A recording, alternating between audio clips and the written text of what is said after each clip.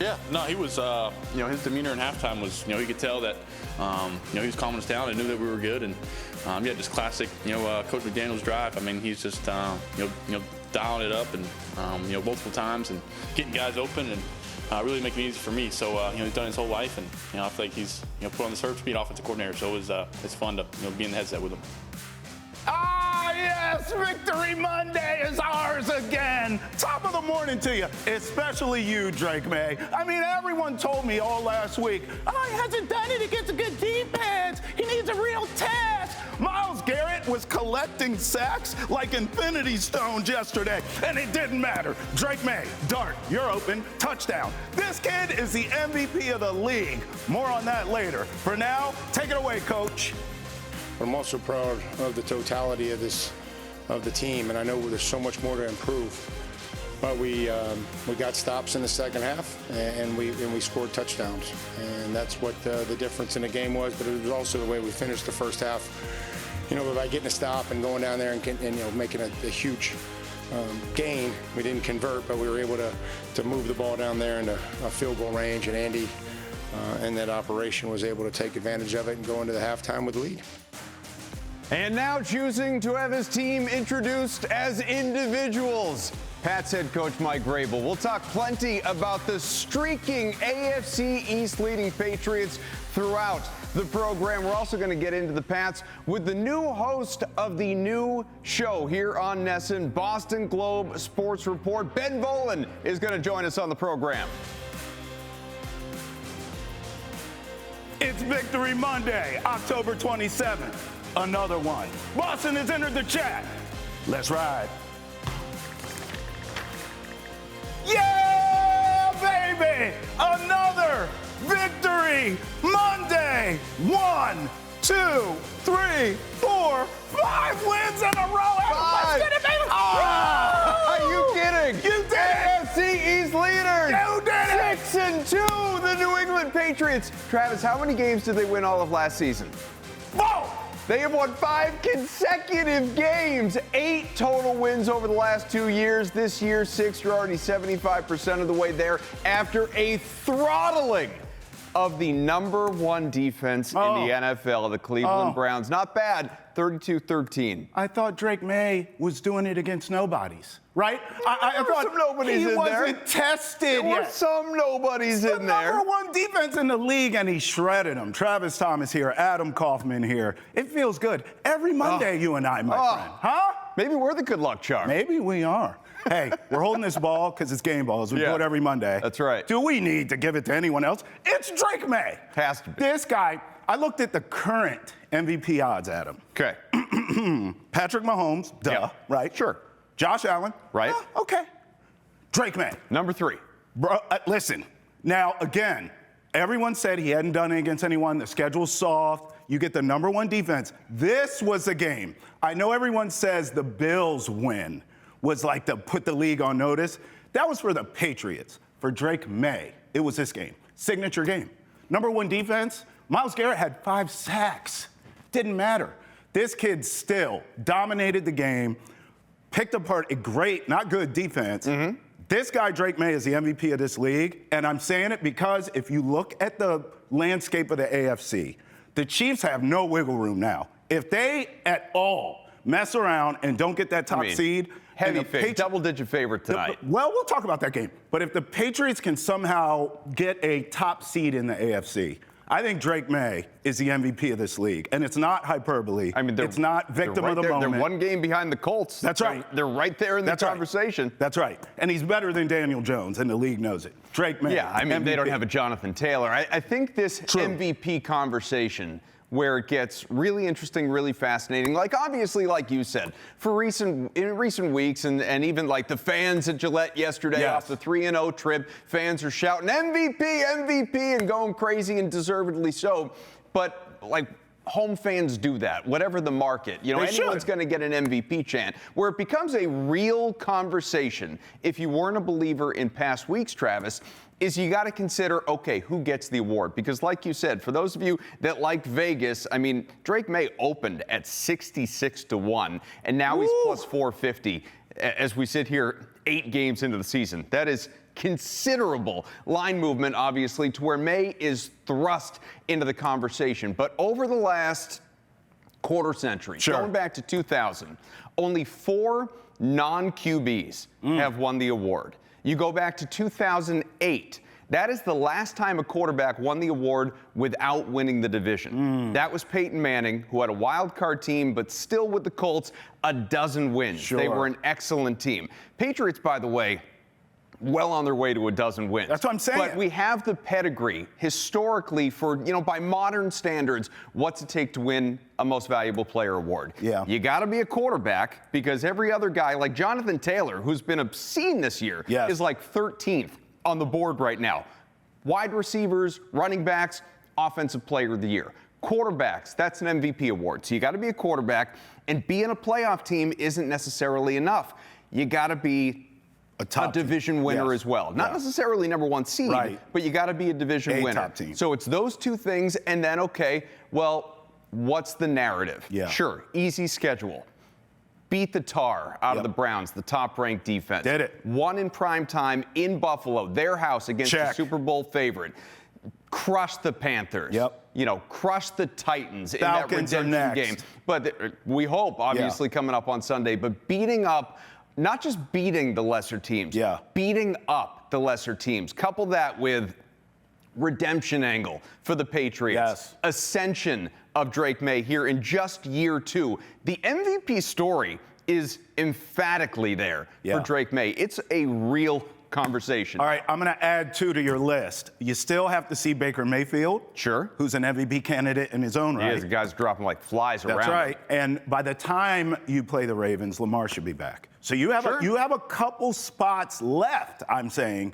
Prime time, big stage against another great quarterback. Quote unquote, prove it spots. That's right. That's right. Listen, I'm telling you, I don't think either one of us are prisoners of the moment here. No. It's really predicated on the 2 guys ahead of them, Mahomes and Josh Allen. What do the Bills do? How do they respond? I mean, they still have to see this team later, right? So you get another crack at Josh Allen there. Mahomes, we'll see tonight and beyond what the Chiefs do, because right now they look invincible. But my point is there's no wiggle room, because Drake Maye is on their hind parts. There are trends, too. Let me give you this one. Let me pull a Travis Thomas in the open. Another one. How about this?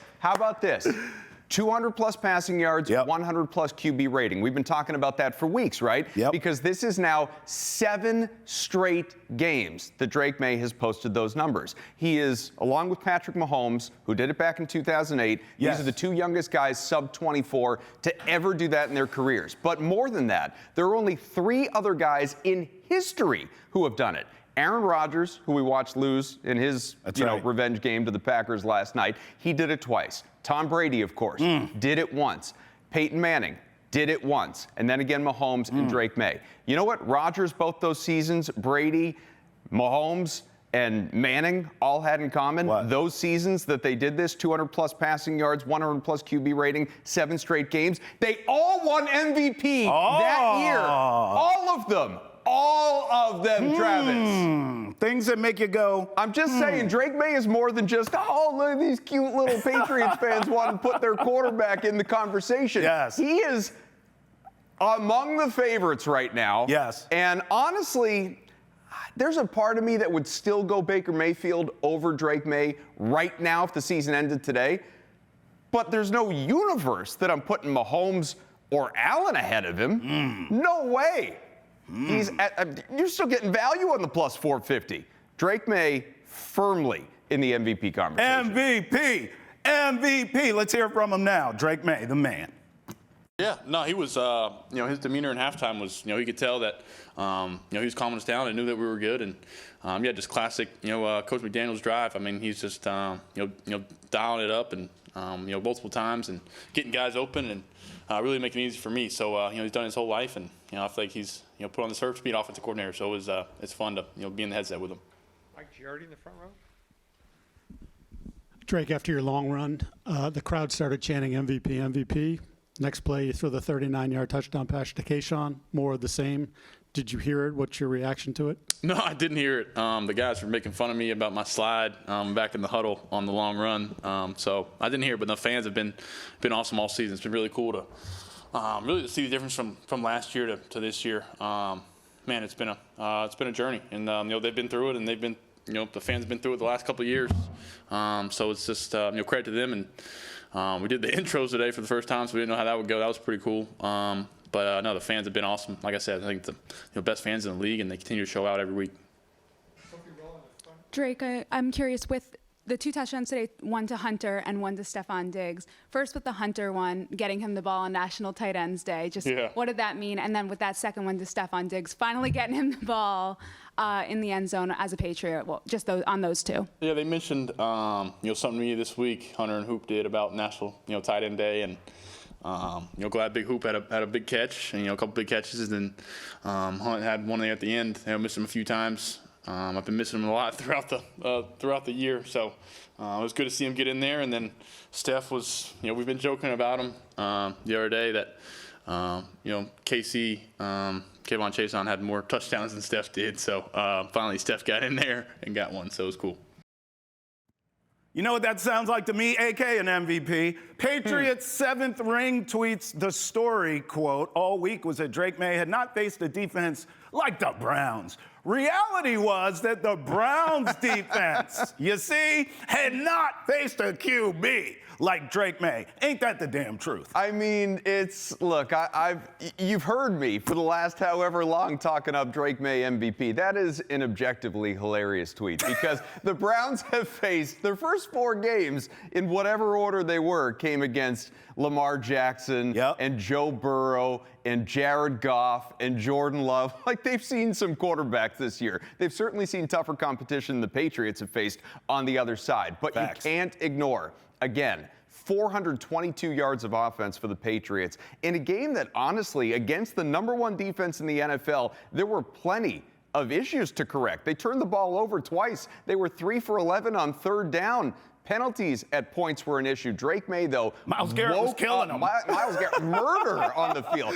But you know what? We saw Drake Maye literally perfect. 6 of 6, 82 yards, 3 touchdowns in the 3rd quarter. Patriots win this thing going away in spite of issues, which says a lot about where they are as a team. 617-790-0928. Call us. Get in here. I mean, we're talking about your boys here. Call us, 617-790-0928. When we come back, what's trending in the world of sports right here on Boston has entered the chat. Woo! Let's go.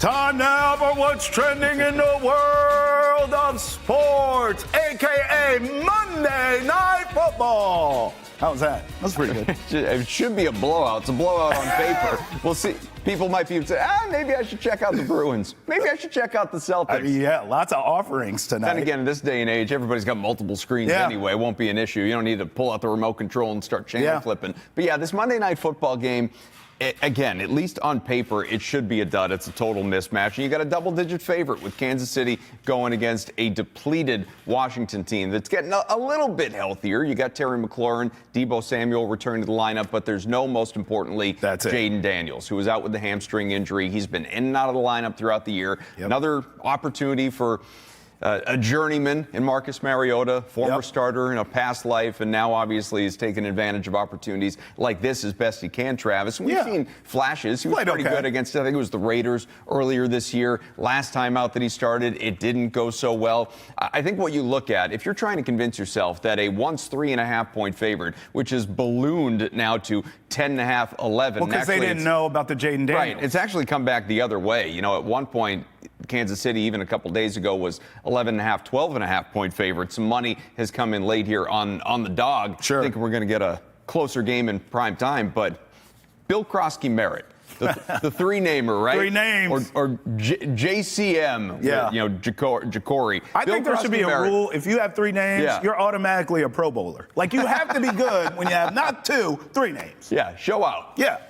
Bill Krosky-Merritt's a good running back. He's a rookie running back, so we don't know a lot about him, obviously, at this point in time. But, you know, a small sample size, he's been pretty decent. Yeah. And he is going up against a Kansas City run defense that is not good. You know, this team's this team's defense in general is not what it was during these recent Super Bowl trips. It's really taken a step back here this year in totality, not just the run defense, but the run defense in general, the area that they are most vulnerable. What you worry about, though, if you're thinking about, you know, do I want to invest in Krosky merit props or something like that is how much, Travis, is he actually going to have the opportunity to run? That's right. If Kansas City jumps out to a 14-point lead at the end of the first quarter, midway through the second quarter, something like that, entirely, then they're just chucking. Yep. They're throwing the rest of the way, more or less. So that's something you got to be considering, obviously. But Mahomes with a now available Rashee Rice off the suspension. He was really good in Week 7. Obviously, Xavier Worthy. It's still, I guess, kind of National Tight End Day.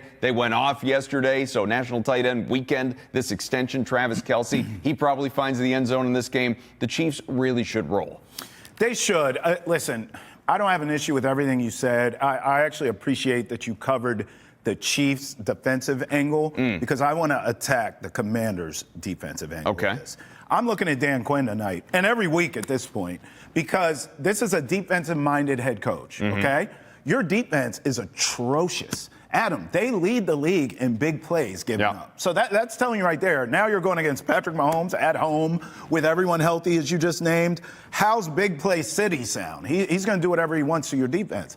So I'm looking at Dan Quinn with the side eye now because you're a defensive-minded head coach. This is your calling card. And now, granted, you were a bad half away from being in the Super Bowl last year, but Jaden Daniels carried that team. So now Jaden Daniels is having some injury issues this year. He's in and out of the lineup. Okay, I get it. Even when he's in, he's not himself. We see he's playing hurt. And your defense has regressed, and it's terrible. I'm looking at Dan Quinn now like, are you the guy to lead this team? Because I know the future is bright in terms of talent, in terms of roster, in terms of what they have in that cupboard. The cupboard's not bare. But is he the right guy leading this team? Because the championship window there in Washington should be open. But if Dan Quinn can't get his side of the football right, Adam, his calling card, then that gives me cause to pause about him. So I have my eyes on him tonight in this game. Because if you're truly a defensive mastermind, I'm using air quotes because it's Dan Quinn here. But if you're a mastermind, then you should be able to cover that number you just said in this game. You should be able to hang in there with the Chiefs. You're not going to win the game without a Jaden Daniels. Mariota looks like a backup quarterback. He is what he is, okay? Sure, he's going to be in those commercials coming up. Hey, could you pump in and get in the shot with the family? He's going to be one of those. Exactly. That's who he is. Jacoby Brissett was in one of those commercials. That's right. Tommy DeVito was. Yeah, they give those to the backups. Patriots just have a run of backups that are appearing in these commercials. Not anymore, baby. They got a real guy now. But listen, so in the end, I'm not anticipating the Commanders to win the game. I am watching defensively. Can you fix giving up these big plays? Right. Can you actually make Patrick Mahomes look human? Like, is this possible? Are you able to mastermind that and scheme that schematically? I don't know. No. I don't know. So my gut is Chiefs by 1,000 tonight. That's my long-winded way of saying I don't think I believe in the head coach in Washington. Yeah, I believe, at least for tonight, because I don't generally week to week believe in the Chiefs offense despite all that talent. But they are, again, healthier and better position. I think they will score some points, probably get to 30-plus or right around there. And I think that offense is going to be contained on the other side. So maybe we are looking at a 31-13 game, just comes under the total, 45.5, 46.5, and you cover that big number. We'll see. I think, especially the more you brought up Patrick Mahomes. So that defense for Washington, like you said, allows a lot of big plays. Yeah. It's not good. This is another defense that is especially bad against the run. And whereas I wonder how much Krosky Merritt's going to have an opportunity, the Chiefs, if they're leading, they're going to be running. Absolutely. And I don't believe in Isaiah Pacheco. I don't believe in Kareem Hunt. What I look at is Patrick Mahomes with a rushing number of 23.5. Yeah. That's it. He could get that on one run against this team. And so far this year, 57, 66, 60, 32, 28. Woo! The only times that he came under, 2 in a blowout of the Giants, 5 in a blowout of the Ravens. Wow. Now, a blowout could take you sideways on this bet, but 23.5, if they hang around even a little bit in the first half, I think Mahomes is going to be scrambling. You know who else hits over that number every week? Drake Maye. That's who. It always comes back. But full circle. 50 rushing. Yeah, full circle here. It's got to come back to Drake Maye at some point. 617-790-0928. Call us. Who do you like in tonight's game, Monday Night Football? Do you want to talk Drake Maye with us? Because that's what we do all show long. Plus, when we come back, we will try and fix the Celtics. We're going to try. Say a prayer for us. For you, the please. fix is in. No doubt. 617-790-0928. Call us. Get in here. Boston has entered the chat. We're just getting started.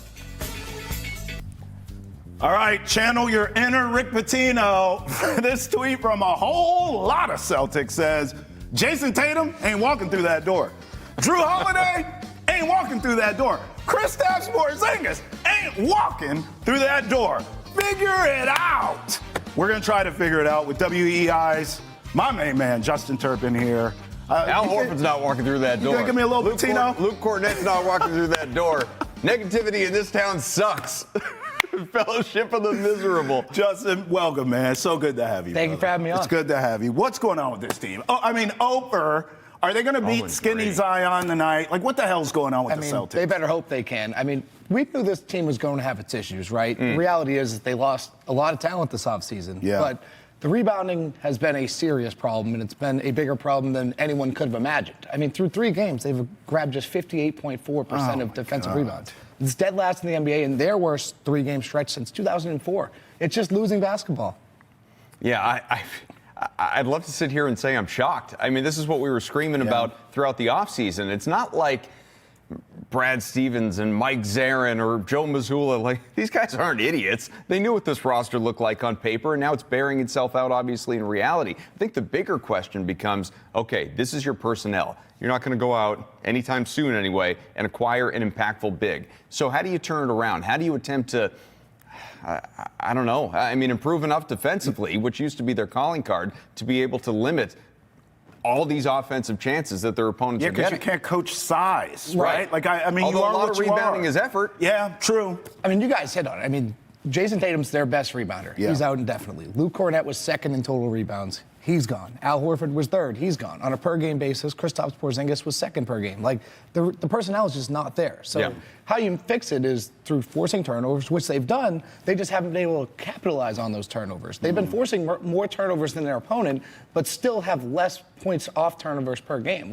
You got to cash in on those opportunities. You got to rebound the basketball offensively. You got to get your second chance points up if you're going to give up all these second chance points to opponents. So, they have to mix it up, and they have to do it in a way that everyone's involved, because there's no one real answer to this problem. It's that big of an issue. Well, I know this damn much. Turp, I'm looking at the schedule right now as we talk. You get Skinny Zion tonight on the road, right? Size. Let's just say, for the sake of the conversation, the Celtics lose this game, just for where I'm going here, okay? Arguably. Now, you get Cleveland here, you go to Philly, Allen and then Mobley, you get our Embiid. old friend Ime. And that's a back-to-back. Bro, you could be 0-7. You could literally go into November not winning a game. This is a reality this team's facing. Do you see that happening?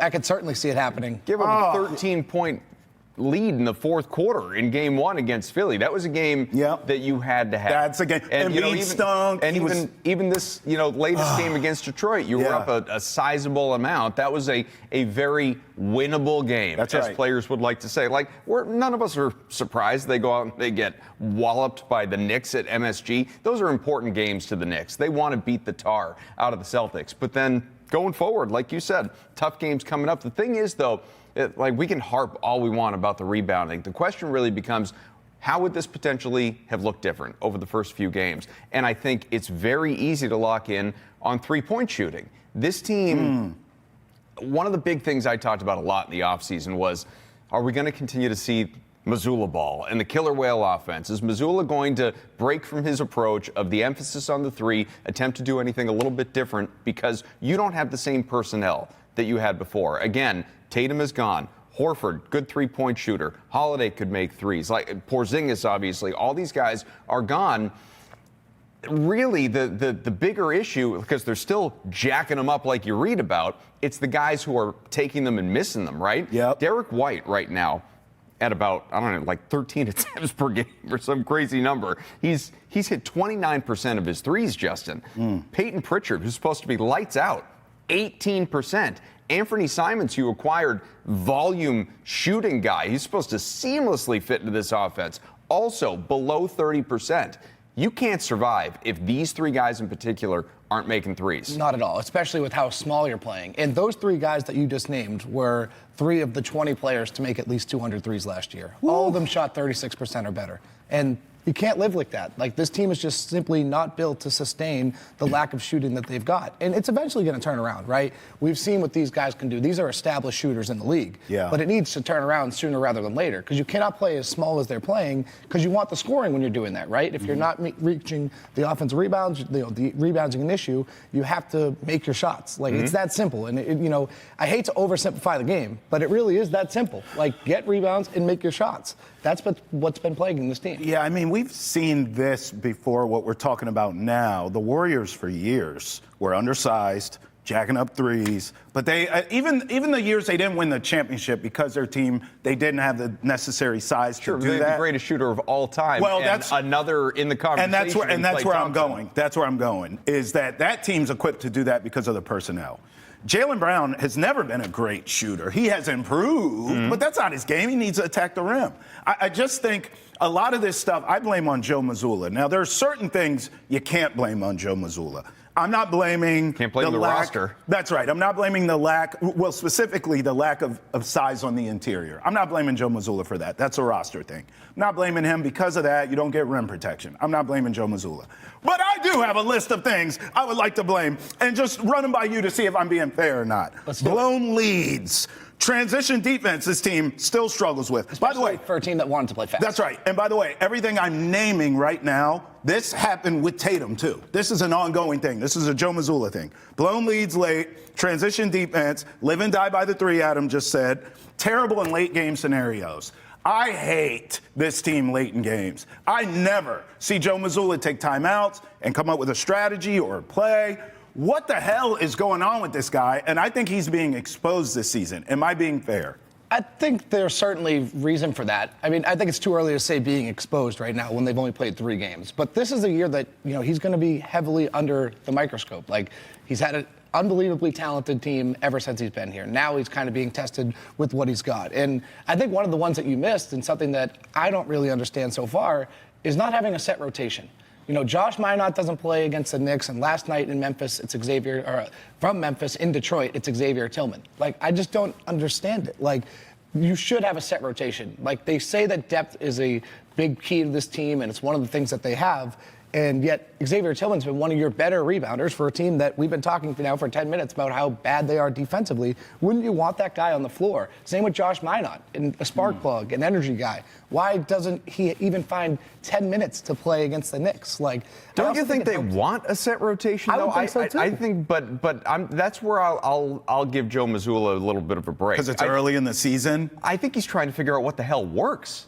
Honestly, again, sure. you have been dealt such a blow in terms of your roster off of where you were and what you were last year when you had that set rotation, when you knew how you could play and how you could succeed and you had won a championship and you were annually in the contender conversation. Now, this is, I know we don't like to use the term, rebuild, because it's not really that. They're getting Jason Tatum back at some point, whether it's later this year or at the start of next season. They'll be right back there in the mix to be a contender again, but they have to adjust on the fly a little bit with, okay, what are our strengths? How, Ugo Gonzalez, who has been a bright spot so far for this team, he just started a game at 19 years old or however old he is. Like, I don't think that was necessarily in Mazzulla's early plan. He's not some great shooter either. He doesn't fit into what energy, Mazzulla wants to do. He's defense. Yeah. He's, he brings a lot of good things. And I think that's why he got the start. Yeah. It's kind of rewarding him, and Joe sending a message to the rest of the team being like, that energy and that defense is exactly what we're looking for. Sure. And if you bring that, there's a path to playing.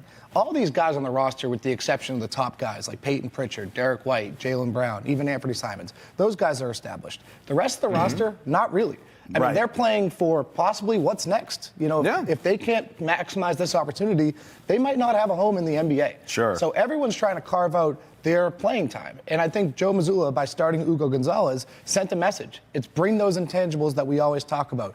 Bring the intensity, bring the defense, bring the effort, and you'll play. And I think that's kind of what that was. All right, Turp, you're playing it safe here. I want you to roll these sleeves up. Let's get dirty. Let's do it.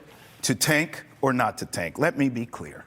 This team should tank, and they should get a lottery pick, and it should be A.J. DeBontis would be great, but it should be whoever it is, and then you roll them out with Jason Tatum and Jaylen Brown and Derek White next year. You want your VJ Edgecombe? Yes, I do. Yeah. Yes, I do. Tank, and tank to the bottom, baby. Because what is the point of being an 8 seed or a play-in team? They don't look like either to me right now. This looks like a team who maybe they won't say they're tanking, but they look bad enough to tank. I think this team should stink on purpose and get a great lottery pick, hopefully number 1 overall. What say you? Are you one of these guys, this team should be a playoff team, and then you get Tatum back, like someone else at this desk who will remain nameless? But, to me, what's the point of bringing Jason Tatum back? You can't control that, though. What do you mean? You can't control what? Tatum? No, Missoula's not throwing away a game. Players on the floor who are playing for opportunity aren't just keep doing what you're doing, Joe. And tanking is a front, except when Elmel Carr was here, tanking is a front office conversation. Where do you weigh in on this? I mean, I think the Jason Tatum returning conversation and the tanking conversation are completely separate. Like, I think regardless of how they're playing, and I was briefed that you might not be under this impression. I think Jason Tatum, if healthy, should play. Then they're not tanking. I think he should play. Well, he's not going to come back and be an All-NBA player. I think that's the most important thing. Like, if people are expecting Jason Tatum to come back and be averaging 26 and, flirting with the triple-double night to night, it's just not going to happen. Like, it's going to take him time to find his footing, relearn his body, see the court the way he was seeing it. Like, this is a gradual kind of progression back to playing. It's almost like if he does come back this year, it's almost like an extended rehab assignment. Like, this is part of his rehab. So I think there's no harm in playing him this year. Getting him NBA minutes, letting him relearn his body, get acclimated to the game is huge. And I think that cannot be overstated how important that can be for the Celtics. Can I push back for a second? Go for it. Okay, we want you to get your legs under you, come back for no reason because we're not going anywhere fast. And then if you re-injure it, and it's more catastrophic, now we're screwed forever. What's the point? There's no universe he comes back if he's not medically cleared by a million people. I'm saying if you're out of contention, what the hell's the point of bringing him back to get his legs under him? You got a whole offseason to do that. If anything, wouldn't that be kind of an added bonus because there'd be no expectations? Like, you don't have to worry about Jason Tatum coming back and carrying this team to the playoffs. If they're that bad, if you're having a tanking conversation, you're coming back and there's no expectations. There's no, pressure on you to turn this around and get this team into the playoffs. Just go out, play, get NBA minutes under your belt. All right, let's table Tatum. Yes. Tank conversation. Talk to me. I think it's a little early to have that conversation now. Granted, I don't think this is, obviously no one thinks this is a contending team. But I do think the core of this team, the Peyton Pritchards, the Derek Whites, the Jaylen Browns, they're too prideful. They have too much pride in what they do. And we just mentioned it. These guys are fighting for opportunity. The back half of this roster is fighting for a spot in the NBA. Like, you're going to go out and tell these guys, no, like, let's throw this game, let's tank. Like, I just don't see that happening. Like, there's just too much at stake for these guys. And I think, Adam, you nailed it earlier. This is an organizational thing. Like, this is not something that the players are just like, okay, we're going to do it. Yeah, because even those players you mentioned, when it's an organizational thing, to Adam's point, it's, hey, Jalen's got a tight hamstring, and hey, Derek White's dealing with a hangnail. He can't, When the Spurs, sorry, Celtics fans, got Tim Duncan. Yes. That was a tank year. Yes. They shut down David Robinson. That's right. And then tested their lotto luck at that point in time. That's right. And again, even the lottery, like, people want to have the rigged conversation and all this stuff, but it's such a, like, as fans in Utah or Washington or Sacramento or like how they're feeling about the lottery structure. Sure. Cooper Flagg had a 1.8% chance or whatever it was of winding up in Dallas. Right. Okay, so there's no guarantees. The Celtics were in a landslide. We're supposed to have Duncan, should have been in the conversation very much so to get, I know revisionist history, but Greg Oden or Kevin Durant with that number 1 pick, That's right? Like, it wasn't supposed to be, like Chauncey Billups, who's distracted at the moment. Like, he wasn't supposed to be here. Keith Van Horn was supposed to be your worst case scenario way back then. So you don't know. Turp, what's the best case scenario for this team? I'm talking all this tanking nonsense. I mean, you want Tatum to come back. Where would this team be if they are contenders?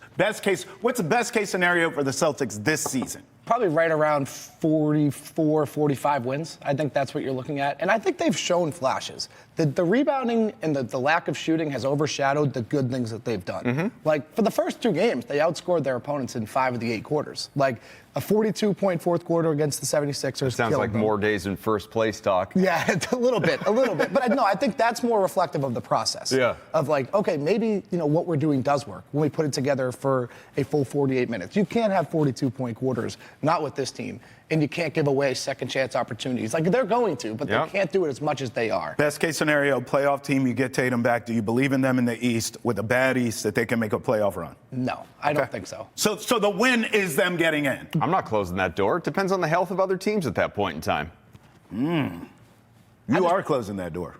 I wouldn't put, because I think if you're coming back, right, like I said earlier, I don't think you're putting it all on Tatum, right? Okay. And I just think with the deficiencies that this roster has, it's going to be tough to compete against any of the Eastern Conference, especially if you're looking at, a 6 or 7 seed at best. Yeah. You're going to Cleveland. That's a massive lineup. The Knicks, another big lineup. Like, just the deficiencies of this roster is going to be really hard to make up against those top contenders. All right. Big. They got a G League front court. 617-790-0928. Call us if you want to talk Celtics. To tank or not to tank? It's a fair question. JT, we appreciate you. When we come back, Nesson and the Boston Globe is about to take it to the next level. We'll explain next. Stay here. Boston has entered the chat. Today, don't miss the debut of Boston Globe Sports Report, a weekly show hosted by Ben Volin that dives into the most important sports stories, moments, and debates in Boston sports. Tune in today at 5:30 p.m. only on Nesson, Nesson 360, and BostonGlobe.com. A lot of stars on that promo picture right there, but none brighter right now than Drake Maye, who we've been talking about all morning. Yeah. Love the hoodie, by the way. Thank you. We're shot out of a cannon. I want more of this. Yeah. And the red jersey. I know. The better. We've been seeing throwbacks all across the NFL and all these alt jerseys. And I think the Broncos had their throwbacks yesterday. Love and those. the creamsicles for the Buccaneers. Love those. Like, give me more. I want the red to be the every week uniform. I know the team wasn't any good when they wore it. Yeah. But I love the red. I love all the throwbacks. Old Pat Patriot. I love all the throwback White jerseys except the Steelers. That was a tough look last night. That was a bad jersey. That's an ugly jersey. What is that? Didn't you expect better, by the way? No, we're not going to break down the Steelers-Packers game, but didn't you expect better of Aaron Rodgers against his old team for the first time? No? He's washed. Let's talk about a good quarterback. Drake Maye. You mean a great quarterback. Let's talk about Drake Maye. From a former MVP to a future MVP. Look, I pushed back this whole show just so all of you know we're all family here. We, families disagree. 617-790-0928. It is, after all, almost Thanksgiving. Yeah, call us, get in here. Families disagree, so I'm letting y'all know. I pushed back all show. I wanted this entire show to be about Drake Maye. I was like, why are we talking anything else? We need to talk about this guy. Oh, Justin's in? Does he want to talk about Drake Maye? Just Drake Maye. That's all I want to talk. Because this team, Adam, again, in this league, this isn't a hot take, but in this league, when you have the head coach and the quarterback combo right, you have a chance at a championship or multiple. Absolutely. Patriots got it right. They got it right. Which is so funny, kind of, because obviously in recent years we've talked about the drafting futility of the New England Patriots. And Bill Belichick, of course, at Drake Maye's old school, North Carolina now, but during his kind of coaching gap year last year in the media, was vocal about how he wouldn't have drafted Drake Maye. He didn't like, there were aspects of his game, footwork, I think. There were facets of Maye's game that Belichick did not like, which, you can't help but think back, what if Belichick still had this job? That means Drake Maye would not be here. Wow, that's incredible to me. All right, Ben Volin, host of the Boston Globe Sports Report, debuting today here at Nesson at 5:30, joins us now. Ben, thanks for getting up early with us, my brother. We were just talking Vrabel and Drake, the combo there.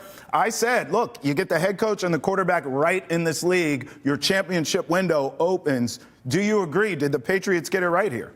It sure looks like they nailed it, guys. I mean, how can you argue with anything that Drake Maye is doing? He looks like a bona fide franchise quarterback here in just his second year. I mean, it's amazing to think that this guy's 23 years old with the fearlessness that he's been playing with this year. And then Mike Vrabel has been pushing every right button since the season has started here for the Patriots.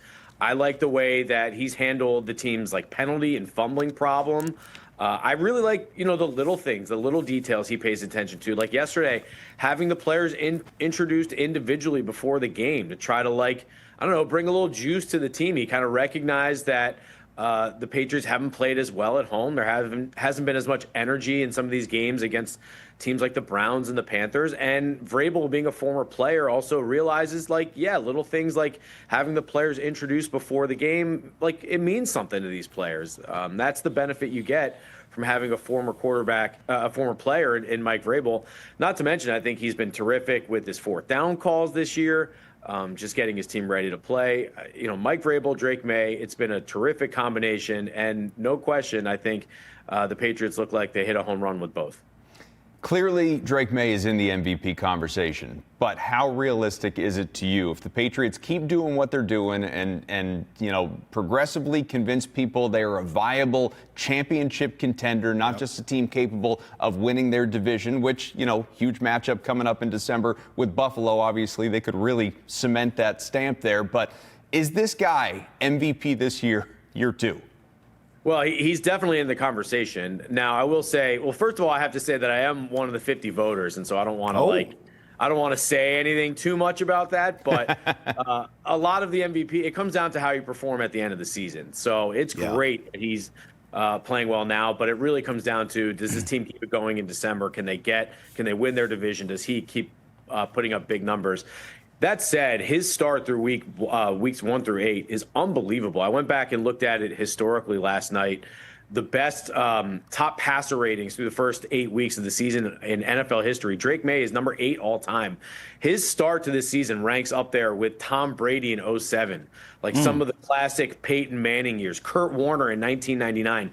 That's how well Drake Maye has been playing right now. Like every week, it's 75% completion. And it's deep passes down the field. He's averaging like 9, 10, 11 yards per attempt. Usually you get one or the other. Usually when you're completing a high percentage of passes, it's because it's a lot of swing passes and horizontal and screen passes and dumps off. It's not you're pushing the ball down the field 20-plus yards. So Drake has just been fearless back there. I guess the one criticism is that sometimes he breaks off running when he should stay in the pocket and go through his progressions. But, that's like a minor quibble. The guy's been unbelievable. And, yeah, I don't care that he's 23. I don't care that the Patriots are beating up on bad teams. If he keeps playing like this through December, if the Patriots end up 12-5, 13-4, which I think is on the table when you look at their schedule, then absolutely Drake Maye deserves to be in the very short conversation for MVP. All right, Ben, look, we were caught up in the Drake Maye fever, and we hope that you vote the right way when it's time, but we'll talk about that on another chat. Let's talk about your show. Boston Globe Sports Report debuting today. Tell us about it. I know you have a special guest who we love here on Boston has entered the chat. Tell us everything, sir. Oh, thanks so much. The show debuts today, the Boston Globe Sports Report. It's going to be 5:30 on NESN. Then there's going to be a million ways to consume it. The Boston Globe's YouTube channel. It's going to be on all over social media, bostonglobe.com, NESN 360. So a million ways to consume the show. And basically what we're going to do is we're going to bring what I believe to be the best sports section in the country, the Boston Globe. We're going to bring it to life from the pages to your screen. It's going to be me hosting it every week along with a rotating second chair. It's going to be all the names you've grown to know over the years, Dan Shaughnessy, Chad Finn, Chris Gasper, all of our different beat writers. We're going to have all the expertise of the Boston Globe, breaking down the biggest stories of the week, our analysis, our insight. We're going to go deep into Boston sports, kind of looking ahead each week, and we're going to have a lot of fun while we're doing it. And as you mentioned, we do have a guest every show. Our first guest today is the best, Lou Merloni, the Red Sox analyst for NESN. Actually already had did the interview, got some great insight from Lou into the Red Sox free agency, World Series here, Dodgers and Blue Jays. So Boston Globe Sports Report, like I said, it first airs 5:30 on NESN on Mondays every week. And, it's Boston Globe, NESN collaboration, and we're going to have a lot of fun doing it. Yeah, so Ben, give us a tidbit into that conversation with Lou. Like you said, you've already had it. So what can we expect later on at 5:30 when the show debuts? Well, he's going to break down the World Series and tell you which way he thinks going. It's been 2 interesting games here where the Blue Jays bats really came alive in game one, excuse me, I'm always in football mode. And then the Dodgers arms shut down the bats in game 2. So Lou will give us some insight which game he thinks was more indicative of where the series is headed. And then we get into Red Sox free agency, and he talks about how, it's great if they bring back Bregman, but that's really just a baseline move for the Red Sox. Like, they have to bring back Bregman, and then they've got to make a move on top of that. And we get into some of the biggest names who are going to be available this offseason and who would be the, quote, home run pick for the Red Sox. Pardon the pun there. All right, Boston Globe Sports Report today at 5:30 here on NESN. Thank you very much, sir. We appreciate it. Good luck, and congratulations to you too, Ben. Awesome. Thanks so much, guys. All right. Rock and roll. How about that? NESN and the Boston Globe working together. You got to love it, my brother. All right, look, we're done here on NESN. However, we are going to keep the party going on NESN Nation. Make sure you call us. Get in here. We need to hear from you. 617-790-0928. Call us. Your football team's kicking everyone's butt. Your basketball team, well, bless their heart. Hockey team, they're going to figure it out. They're going to figure it out. Bless their heart. We're talking it all, so call us. Hour 2, NESN Nation. Boston has entered the chat. Roll with us.